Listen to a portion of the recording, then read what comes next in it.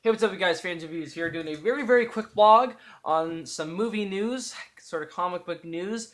That's pretty much the biggest thing this month, and probably going to be the biggest thing for a couple weeks to come. And that, of course, is the reboot of the Spider-Man franchise. Now, let me get my opinion of that out of the way.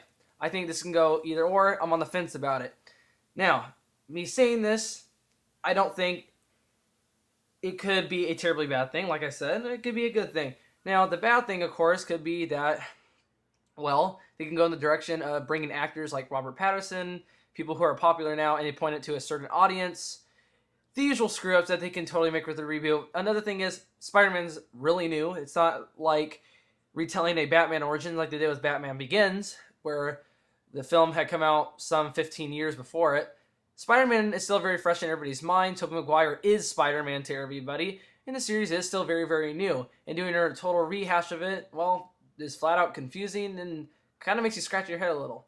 Now, on the other hand, judging from Spider-Man 3, you can see sort of a direction where it was going. I mean, they had Peter Parker dancing. Sorry. Kind of made me want to throw my own feces at the screen when that was happening.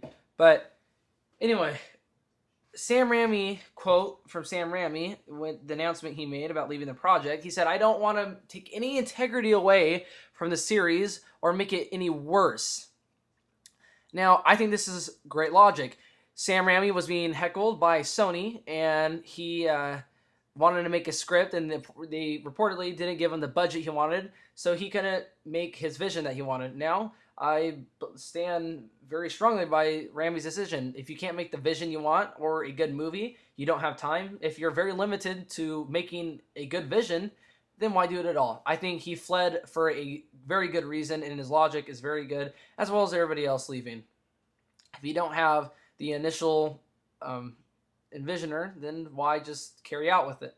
Now, them doing a reboot, obviously they had a script ready for years to come. They've had a script now. Sony's had a script ready for a reboot for many years. So obviously they weren't unprepared for it, and so that makes me scratch my head a little more, even more, because, well, it makes you think: were they heckling Sam Raimi on purpose so they can do a reboot, or what's the deal with that? Anyway, point is that it could go either or. Sony said they were going for a darker and more contemporary vision of Spider-Man, but how dark can you get with Spider-Man? I mean, to what extent, right? But I mean, that's not necessarily a bad thing if they do the story with Gwen Stacy, etc., etc. It's, if you know what I'm talking about, that's not a bad thing at all. But all we're gonna have to do is wait and see how this turns out, and we'll just see. Anyway, that's the only thing I want to blog on today. And one thing I just want to make an announcement. Please forgive me that I haven't come out with a tutorial video. I'm very busy. I'm very sorry. I really want to make it. I actually have half of it made. I need to shoot the other half, and then I will edit it together, and I'll put it up for you by this weekend. I promise you. I will have it done by this weekend.